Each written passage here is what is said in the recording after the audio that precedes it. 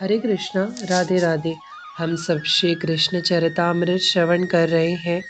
आज का प्रसंग है उफ, नींद भी गई। उद्धव प्रसंग भाग 15। मैं चकित भाव से सब कुछ देख रहा था।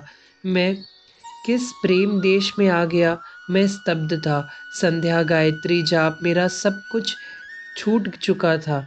मैं अब क्या करूं? मेरे सामने कलकल बहती कालिंदी थी। मैं फिर नित्य कर्म करने बैठूं, और करने भी बैठा तो मुझसे अब हो सकेगा? मैं करने की स्थिति से बाहर जा चुका था।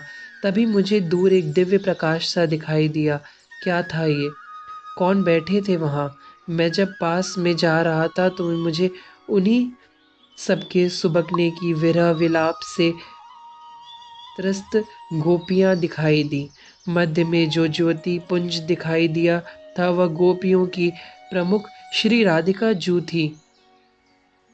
सखी, श्याम मेरे सपने में आए, एक सखी बोल रही थी, अपना सपना सुना रही थी।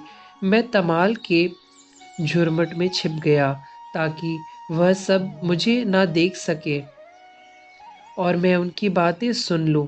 मैं छिप गया था तात। क्या किया सपने में श्याम ने? दूसरी सखी ने पूछा। मैं यमुना जल भरने आई थी।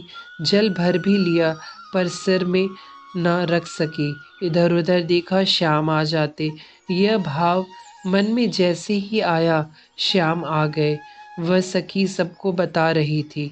फिर क्या हुआ? तीसरी सखी ने पूछा। श्याम आ गए और मेरी मटकी उठा दी। फिर मेरे साथ साथ बतियाते हुए चल रहे थे। मैंने भी उनसे पूछ लिया, श्याम सुंदर, आप तो मथुरा गए थे ना, फिर यहाँ कैसे? वह गोपी आगे कुछ बोल न सकी। उसके नेत्रों से अश्रु प्रभाव चल पड़े। कहने लगे, श्याम सखी, मथुरा में तो नहीं है ना, इसलिए मेरा मन नहीं लगता वहाँ। इतना कहकर हिलकियाँ बंद गईं उस गोपी की। दूसरी गोपी कुछ देर बाद बोली, मैंने भी सपना देखा, अब तू भी सुना। अन्य गोपियां सुनाना चाहती हैं अपना अपना सपना। मैं भी यमुना जल भरने आई थी।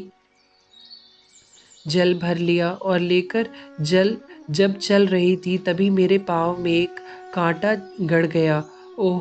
मैंने निकालना चाहा पर नहीं निकला। मैं तो बैठ गई और रोने लगी। तभी श्याम सुंदर आ गए और उन्होंने मेरे पाँव का कांटा निकाल दिया। मैंने भी उनसे पूछा था, तुम तो मथुरा गए थे, फिर यहाँ कहाँ से आ गए?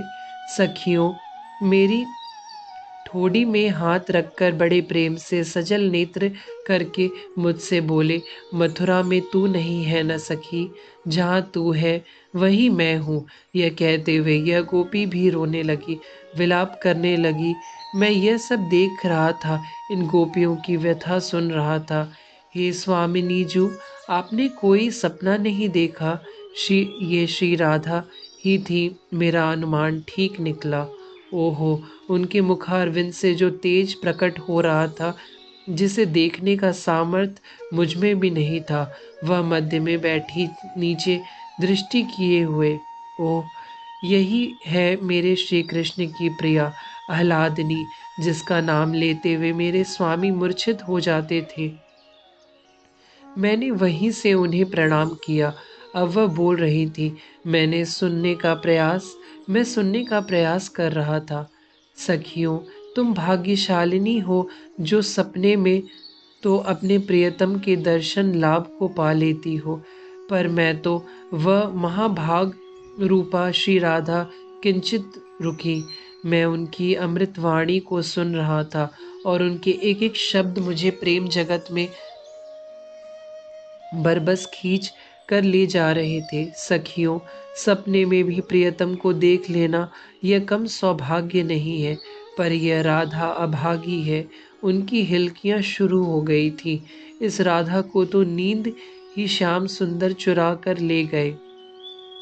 नींद ही नहीं आती मुझे तो, सब जब से गए नींद भी ले गए। नींद आ गई तब न सपना देखूंगी, और सपना देखूंगी तब न तुम लोगों को सुनाऊंगी। यहाँ तो नींद ही नहीं है। श्री राधा के पसीने और अश्रु दोनों एक साथ निकल रहे थे। पसीनों से कमल की सुगंध आ रही थी, जिसके कारण एक भौरा गुनगुन करता हुआ आने लगा। वह भौरा बराबर आता और चला जाता। हट हट हट हटा रही है उस भ्रमर को, पर वह ढीठ भ्रमर हट ही नहीं रहा। उद्धव विदुर जी से बोल रहे हैं। हरे कृष्णा, राधे राधे।